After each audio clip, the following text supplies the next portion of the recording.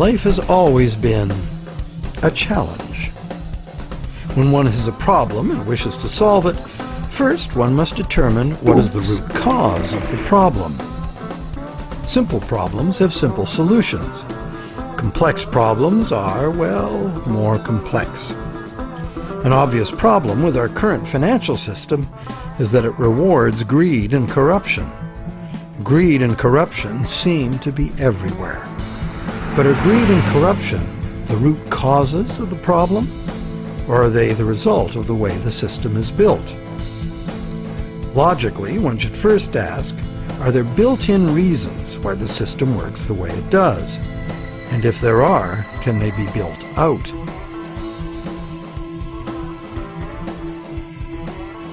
Some say the basic reason the system is unstable and leads inevitably to corruption is the charging of interest.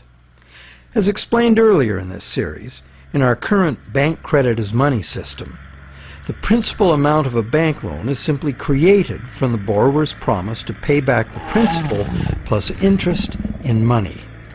But the money to pay the interest is not created. The obvious but untrue conclusion is that it would therefore be mathematically impossible to pay off all debts. Many who call for money reform call for the abolition of interest as the solution to the problem. But is interest really the problem? Yes, there would be a serious mathematical shortage if all loans were concurrent and had to be paid back in one lump sum. That problem might apply to gangland loans and sometimes to farm loans, but that's not how the banking system works in general. Bank loans usually get paid back in a series of payments over a period of time, and for good reason. Money is both a stock, the amount in existence at any one time, and a flow, the transactions over time that the money is used for. Flow works like this. If I, the rich guy, lend you $1 and that was the only dollar in existence, the stock, could you pay me back $100? Well, if it had to be paid in one lump sum, no. That other $99, the interest on the loan, would be impossible to pay. It would be impossible to pay even in $2 payments, because there is only $1 in existence. But if I let you pay me the $100 in $1 payments, magic happens. In fact, in $1 payments, you could pay me back any amount of interest if you lived long enough. The only condition required to make full payment of a $100 debt with only $1 in existence is that I give you the opportunity to earn or otherwise get that dollar back each time you pay it to me. This is the flow. And by means of the flow, the same dollar can be paid any number of times and becomes effectively many dollars, all legitimately representing the work done to earn them. It is always the work, the real value, that pays the debt and gives the dollar its value, not the dollar itself. The relationship in our example is dreadfully unequal because the man with the money has enslaved the man without it, just like the real world, some would say. But a simple loan at interest need not produce a shortage of money or cause unpayable debt if flow is 100%, as in our example. Flow is the real measure of economic activity. It's much more significant than the stock in a money system as it multiplies the effective money in circulation. Given that today we use an exclusively debt money system, what is flowing in all these transactions is credit or promises to pay money. This credit is ultimately nothing more than the promises of borrowers to pay this credit back, usually according to a time schedule and usually with interest added. To pay this credit back, most of us will have to work and earn it by being productive. So, therefore, the real value of the money that flows in our economy today is created by our promises of future productive work. We take a loan in order to have something now rather than later. We agree to pay interest on into the future, thus reducing our future spending power, often by more than the amount of the original loan. However, with an understanding of flow, we see that there's no intractable arithmetic problem with the charging of interest. The problem is a social and systemic one. Lenders have neither obligation nor incentive to spend all their interest income so that the borrowers can earn it again and again. In fact, money lent once into existence is lent as existing money a second and a third time in expectation of more gain. The problem is basically one of incomplete recycling. Where money needs to be spent, earned, and used to extinguish the debt that created it, it is instead lent or invested for gain. In other words, money that must be extinguished is, instead, expected to grow forever.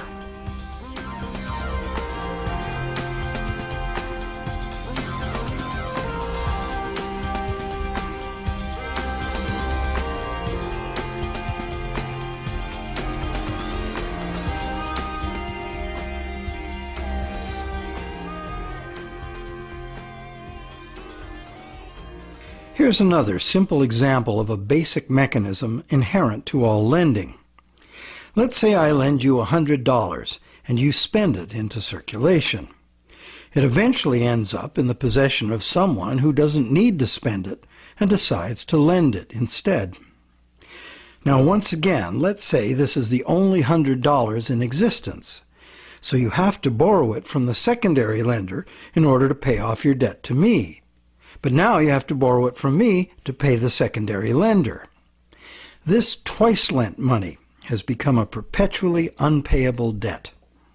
This debt can never be extinguished, nor even reduced without a default. Notice that interest doesn't even enter into this equation. The problem of perpetual debt remains, interest or no. And even if the money itself is of intrinsic value, like gold or silver, or if it is issued by governments as cash, twice-lent money creates perpetual debt exactly the same way.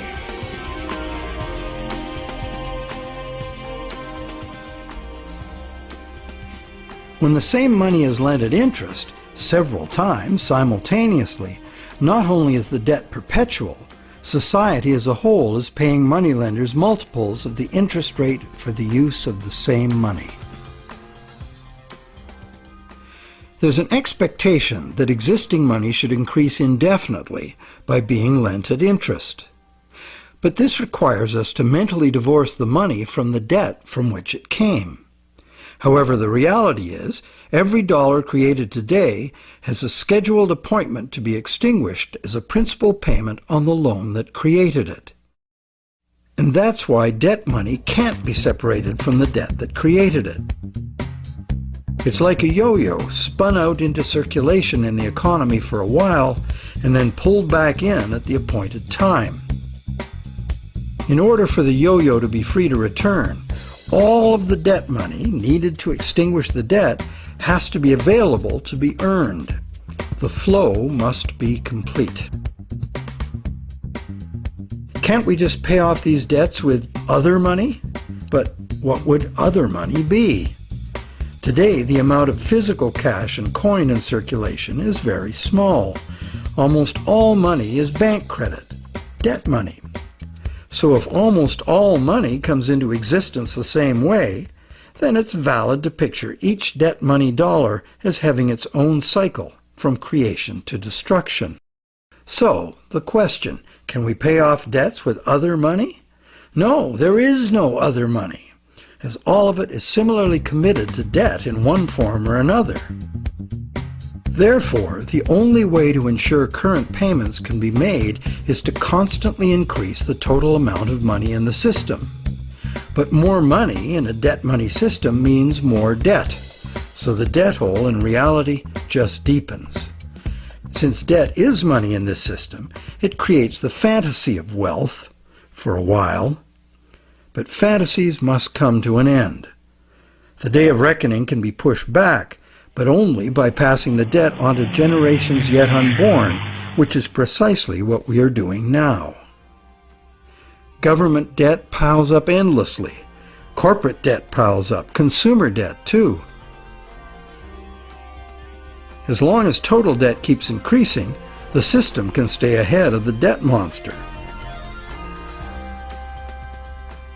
But all of this debt is an absurd fantasy that our descendants will surely never repay. Nor would they be advised to, as repayment of debt would eliminate the money stock and plunge the world into a depression. Once real growth levels off due to the inherent limits of human productivity or the limited resources of a finite planet, this growth-dependent money system can only resolve its impossible arithmetic in a destruction of value. This can either happen through a deflationary spiral of credit defaults and falling prices, or by the devaluation of the money unit. Taken to extremes, either course of events will destroy an economy and even a civilization.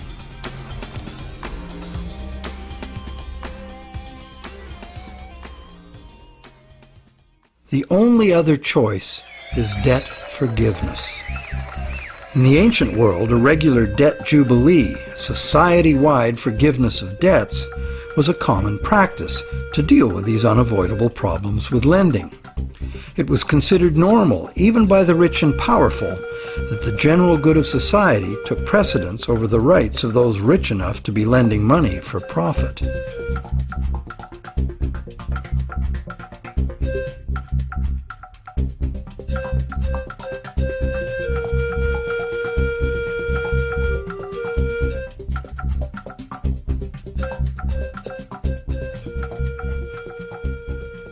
Some say that the money system's problems would be solved if we returned to using gold for money, or silver, or some other limited or hard commodity like oil or energy in general. They argue that this prevents money from being created in excess and backs it with real value. However, it also makes those who actually possess the selected physical substance the only ones with real money. Everyone else would only have a claim on real money. For instance, gold. How would we ever transition back to an honest gold economy with a natural distribution of gold among the population? That's long gone. And why would we want to do that? The gold-based money system is our past. It's how we got to where we are today. Gold is inconvenient, even more so as a barrel of oil. Therefore, whether gold or oil or kumquats, trade will be carried out in promises. The real question is, if we are going to trade using promises of delivering something of real value, why gold? In fact, why any single commodity? At this time in our evolution, doesn't this very old idea of money merit serious re-examination?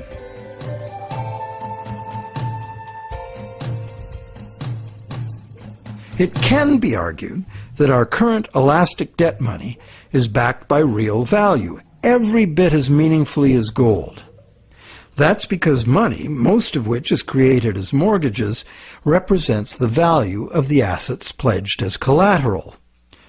So is bank credit money actually a claim on the real estate pledged to create it? Not directly.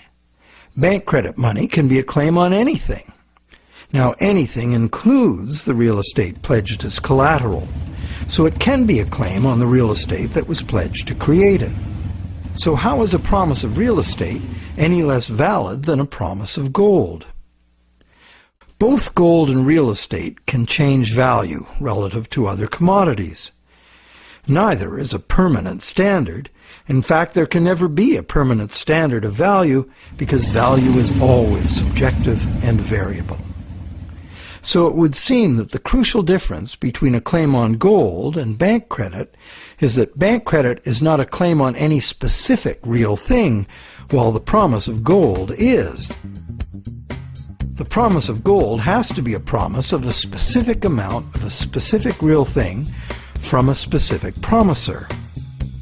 Isn't that the essential reason why many people would consider a promise of gold the better promise?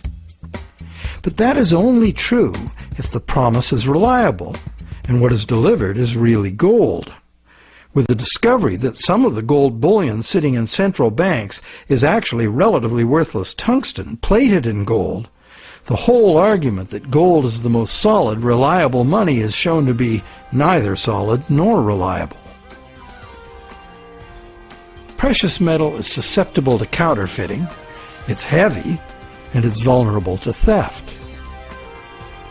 So to return to commerce via the physical exchange of precious metal coins would mean civilization had reverted to a pre-electronic level of technology. In the absence of such a collapse, the economy would still wind up running on promises just as it does now. So once again, money would only be as good as the promises made, and there would be no need of actual precious metal coins if all transactions were carried out with promises.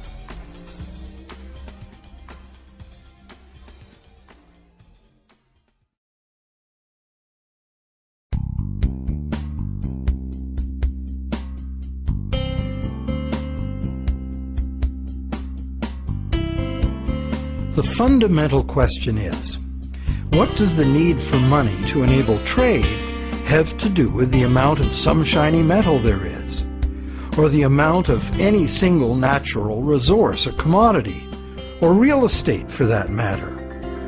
Where is there any meaningful relationship between the functional need for money and any of these things? To answer that question, let's go back in time and find out when money started and why it became what it is today. We know that Stone Age people had money. In the Stone Age, before writing was invented, money had to be a portable object of value, because that was the only technology available. That's why rare shells and stones, from which jewelry could be made, were ideal as money.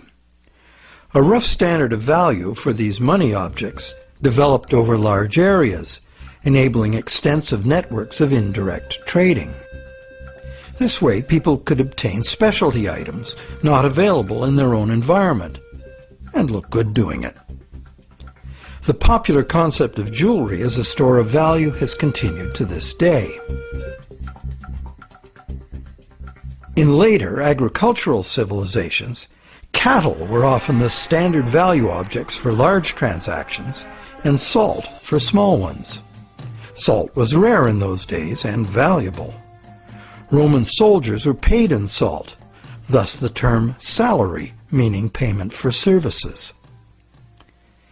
With the invention of writing, trade in other commodities could be carried out using promises of cattle and salt. The cattle and salt weren't necessarily what was finally delivered. They were just commonly understood units of value in which the real trade goods could be conveniently priced. Written credits were expressed in these two common units, although they represented a variety of real goods and services. This form of money was ideal for local economies, where traders were known to each other and pledges could be collected upon.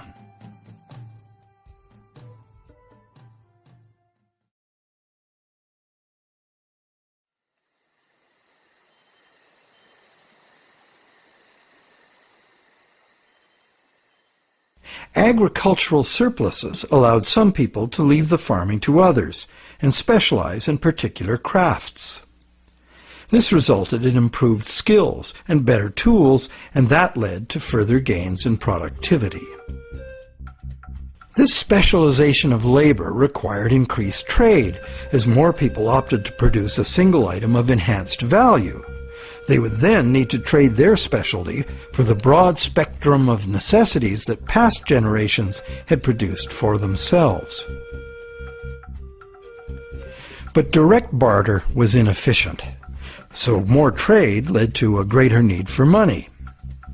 Over many centuries, various forms of money were tried. Eventually, gold and silver coins proved to be the most useful money objects because they were conveniently portable and similarly valued across large areas of the civilized world. They were also easily standardized for weight and purity, and did not require enforcement of value by some authority, nor redemption in goods from someone far away. Thus, for very good reasons, gold and silver became the universally successful international currencies, accepted as final payment of debt almost everywhere.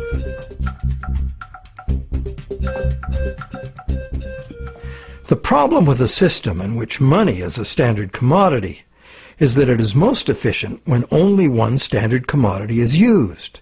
But if you do that, it makes the value of money exclusively dependent on the quantity of that one commodity in relation to all other commodities.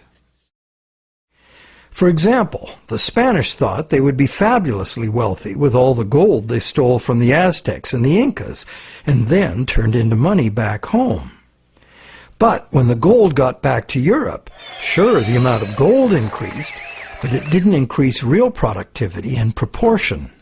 Fertilizer would have been more useful for that. So because there was no big increase in real stuff to buy with it, the value of gold decreased, and the Spaniards discovered that gold had no absolute money value in itself, as many people had imagined it would. Its value was determined by its abundance relative to the value of real goods and services to be bought.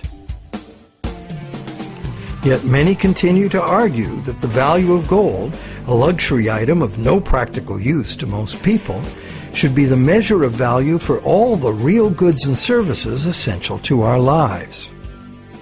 While some campaign for a return to gold, others mistakenly believe that today's money still does represent gold held in a vault somewhere.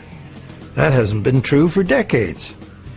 In our current money system, we use national fiat currencies and bank promises to pay in national currencies as the standard commodity instead of gold. National currencies used to be promises to pay in gold or silver, but way more promises were made than could be honored, so that system fell apart. Today, national currency is just legally enforced money, what they call fiat money. That is, it's money you have to accept because the government says so. To many, this government fiat money is just worthless paper. But is it really? We can pay our taxes with it, and governments, especially local ones, provide essential services paid for with those taxes, like roads, schools, hospitals, libraries, police, and military. So government fiat money isn't worthless at all. Now, it is true that consumers of government services have no individual free market choice as to what their tax money is spent on and what services they receive. In fact, many taxpayers may not want those services. So therefore, this money can rightly be accused of being monopolistic, coercive, and socialist. But government is coercive, monopolistic, and socialist by nature, isn't it? What else should it be? Government in a democracy or a republic is ideally a single authority, empowered by society to enforce laws agreed upon by society for its own collective benefit. In a free market economy, government must provide the level playing field of law within which the free market can function. And it also has to provide the referees to enforce the rules of the game. Those who are nostalgic for the freedom of the frontier should recall that the first thing early settlers usually did was elect a sheriff and build a jail and collect taxes to pay for both, for good reason. So government fiat money isn't inherently worthless by nature.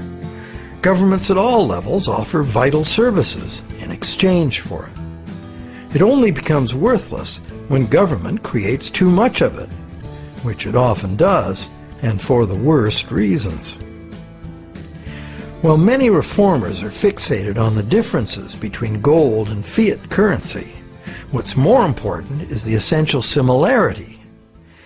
Being single, uniform commodities, gold, silver, national currencies, and bank credit all share the characteristic common to monies for millennia past. The more money there is, relative to the real things available to buy, the less the money unit is worth. Thus, the total quantity of money in circulation is extremely important to maintaining the general price levels. And today, this quantity is largely determined by the demand for new money to purchase real estate and speculative equities. This makes the supply of money for general trade particularly vulnerable to real estate and stock market bubbles.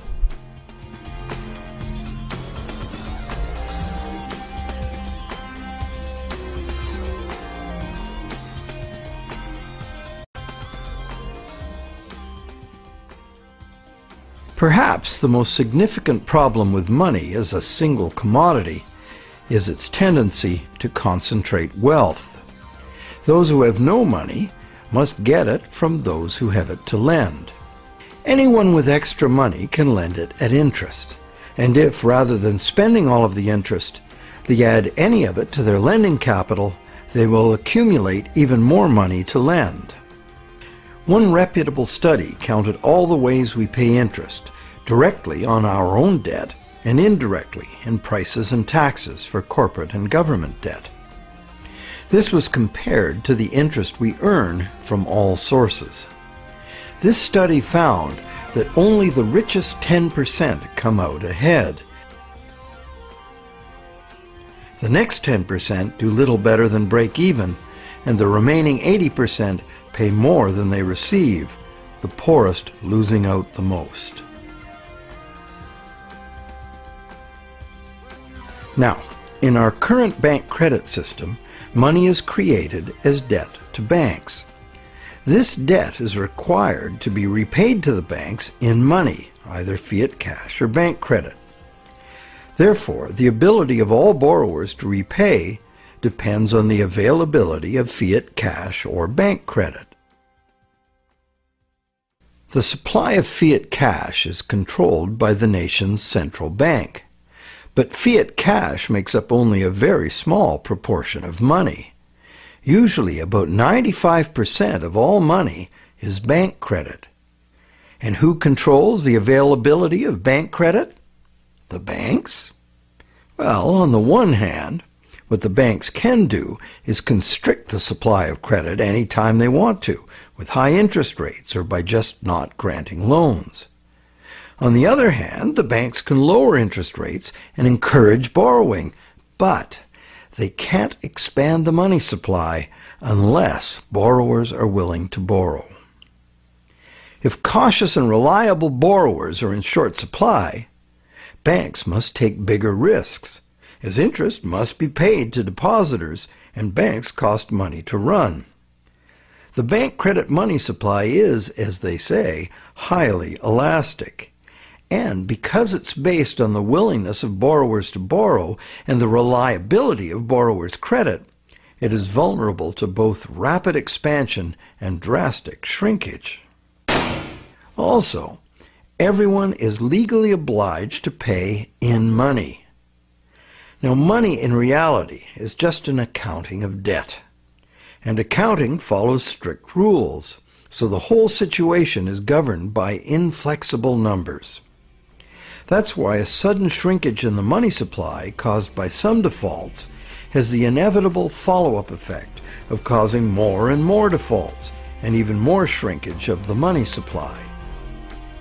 This self-reinforcing downward suction leads us into economic collapse and the economic and social absurdity of unemployed, dispossessed people camping outside their empty, vandalized homes.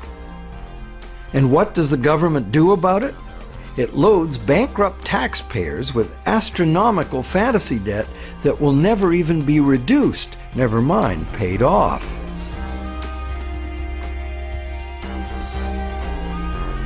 All this is done to fill up the negative balance sheets of the banks With money the banks never had in the first place.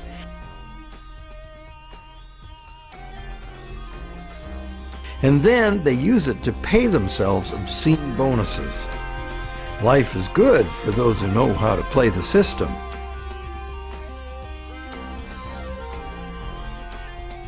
The bailout scam was the biggest daylight robbery in the history of the world. So far.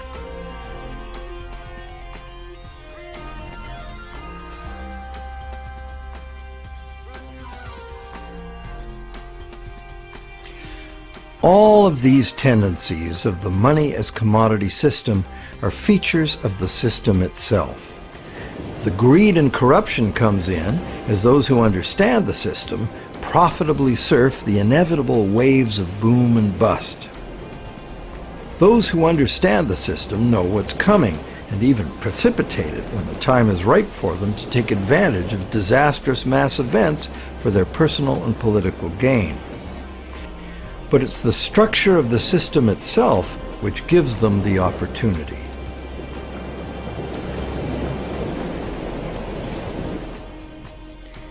And they have taken this opportunity over and over again since ancient times. People complain of the injustice, blame each other, blame the left or the right or whoever the scapegoat of choice is. But they never really catch on to the reasons this keeps happening. That's because most of us shy away from trying to understand the true nature of money and of freedom. The basis of freedom is essentially the freedom to exchange goods, services, ideas. If you create something in proven demand, you and only you should have the right and the freedom to create and spend the credit money needed by someone to buy it. Money as a portable uniform commodity was invented a very long time ago. It was the only choice using the technological means available at that time. But times have changed. So why is this outmoded technology still the prevailing concept we have for money? Could we go beyond money as we've known it? Could there be a new basis, a fresh concept, a design that could more effectively address the real purpose of money in the 21st century?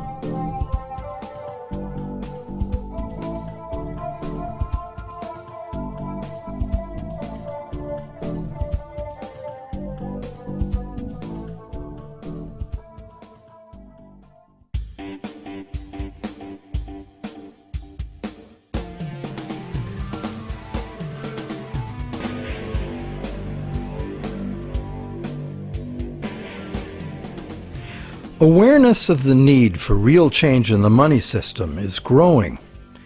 but what direction to take? What exactly is the problem, and how can it be solved? The safest and only real choice, many people argue, is to return to gold, or a gold standard, because this worked for millennia in the past. But gold itself is impractical for transactions in the modern world. It was impractical centuries ago, which is why the promise to pay gold system developed. And so it is certain that, in practice, transactions would be conducted in promises to pay gold, not gold itself. Thus, the promises to pay gold money will only be as reliable as the promises. So in reality, it isn't the gold that makes the system work, it's the reliability of promises. Would they be reliable promises? Maybe. But what we would be using as money would be like the old goldsmith's promises, made in the knowledge that only rarely does anyone ever ask for real gold. This was the problem with the goldsmith's situation. The real gold was seldom claimed, allowing fraudulent promises of gold to be made and used as money. Why would history not repeat itself if all the same elements remained in place? Another thing, what most people say they like about the gold system is that promise of gold money is a promise of a specific amount of real value. Now this is an odd idea, given that the vast majority of us have no use for gold, so how much real value can it have for us? Wouldn't a promise redeemable in food, clothing, or shelter be much more real? People also like the idea that gold is just gold, doesn't need a government to create it. However, it does need miners. In a gold money system, mining discoveries, jewelry making, industrial use, hoarding, and counterfeit bars of gold-plated tungsten would all influence the money stock. What on earth does any of that have to do with the need for money for trade? Lastly, gold as money is a single uniform commodity, manifesting all the inherent mathematical defects of lending demonstrated in part 1 of this movie. Being a coin with intrinsic value doesn't make any difference. A lot of gold and silver's appeal comes from a belief in an oversimplified version of history. People assume that coins were invented to standardize the inherent value of the metal they contain. This is true, but right from the beginning, some of the earliest coins were created based on a diametrically opposed idea. This was done because the rulers at that time foresaw the inevitable negative consequences of using limited supplies of precious metals as money. Therefore, they chose to avoid that route.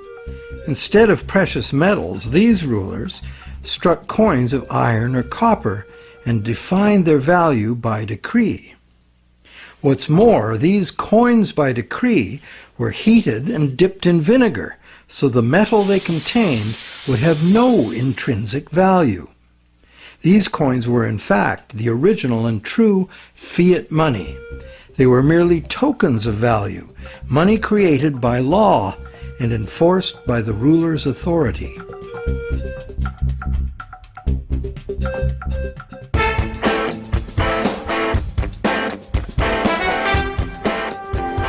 Pure fiat money is the other main idea favored by money reformers. They would restore fiat money to its true status as a national government monopoly on money creation. This current of money reform, in stark contrast to the gold advocates, insists that true money is fiat money by authority of the state. This money is to be simply spent into existence as a promise by the state to accept the same money back in payment of taxes. The taxes are compulsory, and the state also promises to enforce the acceptance of this money in court. These are very reliable promises and can result in very reliable money if not abused. The problem these fiat money reformers have with the current system is that government has given away this power to private bankers and is now borrowing at interest money it could create itself with a few keystrokes, just like the banks do. This results in a massive unpayable national debt on which interest will forever be paid. This ever-growing national debt expands the money supply when new money is created by the central bank to buy more government debt. And the interest burden, passed on through taxes, adds to the cost of almost everything we buy, one way or another. In contrast to money being created as national debt, fiat money, simply spent into existence, would save the taxpayers immense sums of interest. It would free future generations from impossible debt, and it would forestall the tendency to inflation because the money supply would not grow forever with the national debt, as there would be no national debt. In the fiat money system, taking fiat money out of circulation by means of taxes preserves or restores the value of the remaining money in circulation. Not taxing it back sufficiently would devalue it. Understanding the proper use of government fiat money is a revelation. If you can charge prices or taxes for something in the future, you can issue that much new money now, because it is your valuable services to others and the reliability of your promises that create the real value of any money. The government can honor its promises to accept its money back in taxes, and it will make your debtors pay you in government fiat money if you take them to court. These are good reasons why government-issued money works now, and why it would work if governments just self-issued this credit instead of borrowing it from banks. But in this pure fiat money system, the money supply must still be determined by central authority. Therefore, the money supply is still limited, monopolistic, and managed from above. They have the power to create money, and you have to get the money from them. They also have the power to create way too much money and spend it on wars and other unproductive activities without the approval of those whose productivity gives that money its value. In the current system, these inflationary debts are now beyond absurd, threatening to crash the entire system and drag the whole world into chaos.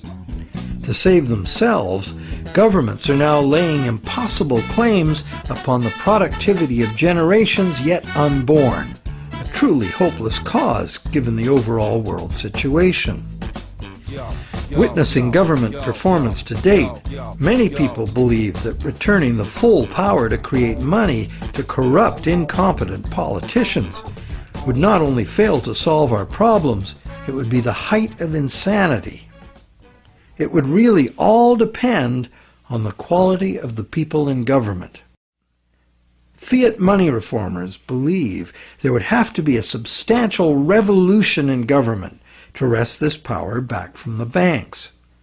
Therefore, they believe it would be reasonable to expect that honest and competent people with a sincere concern for the public good would be in charge. But, good guys or bad, we would still be dependent on some distant someone else to maintain the value of our money.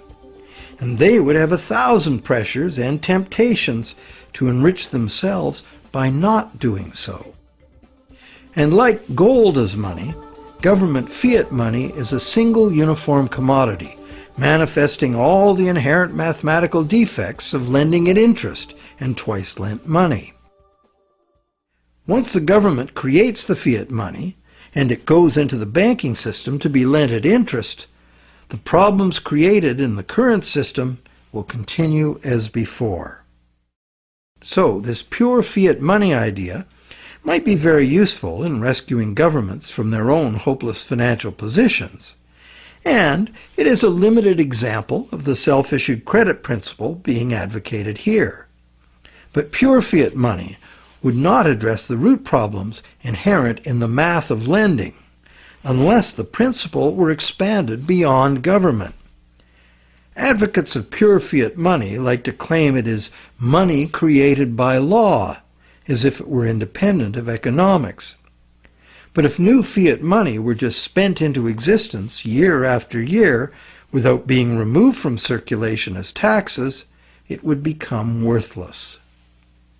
What these fiat reformers tend to ignore when quoting history is that in ancient money created by law systems, the prices of critical commodities were also dictated by law. In fact, the value of money was defined by the ruler as so much of a certain commodity. Charge more or less for the designated commodities and it could be off with your head. Today, price controls like this could only be achieved in a self-isolated and totally bureaucratically controlled economy like Soviet communism. In a free market global economy, money created by law is bound by the same laws of supply and demand as any other single uniform commodity money. In other words, pure fiat money in a free market is an illusion. There's no such thing.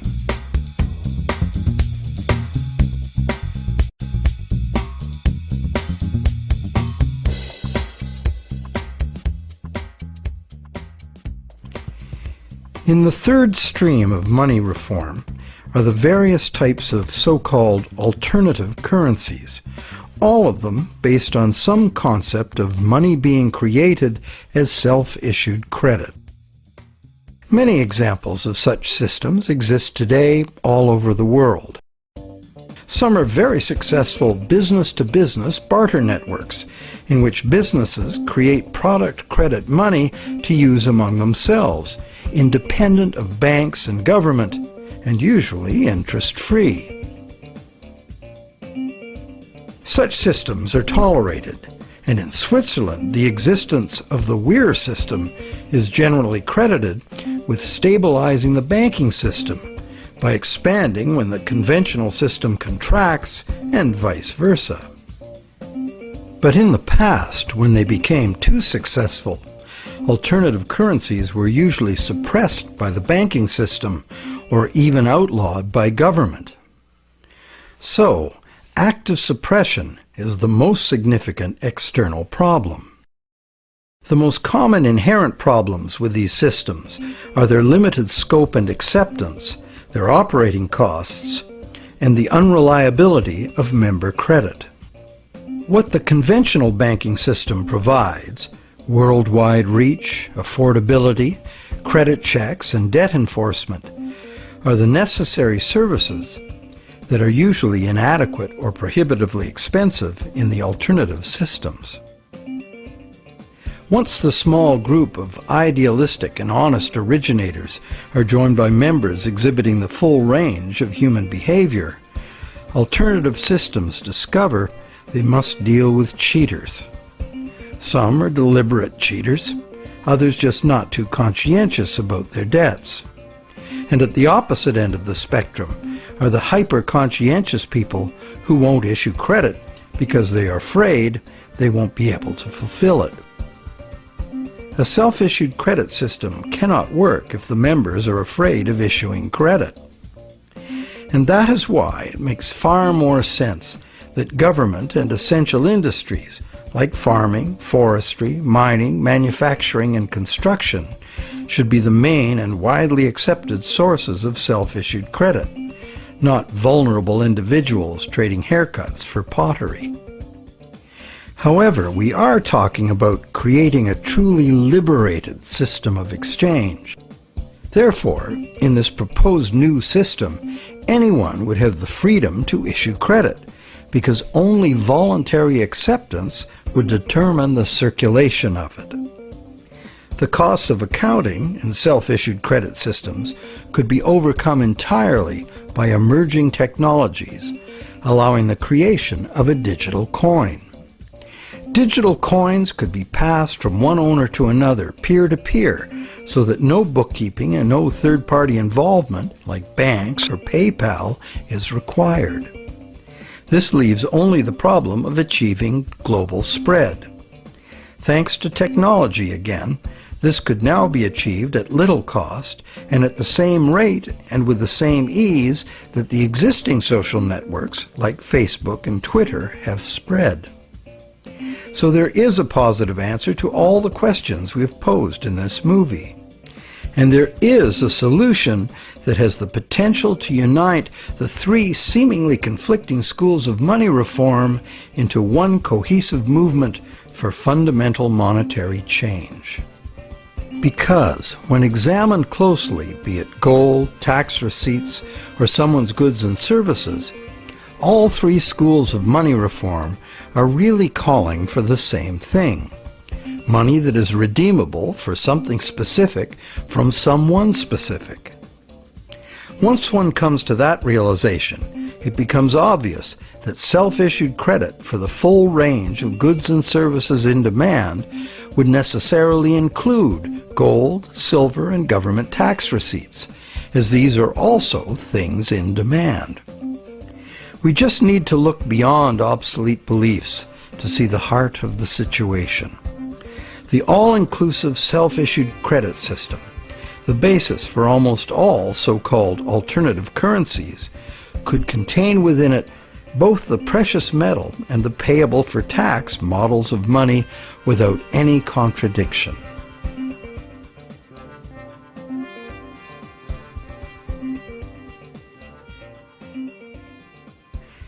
Money has both religious and social histories that are fascinating and go well beyond just the need for trade.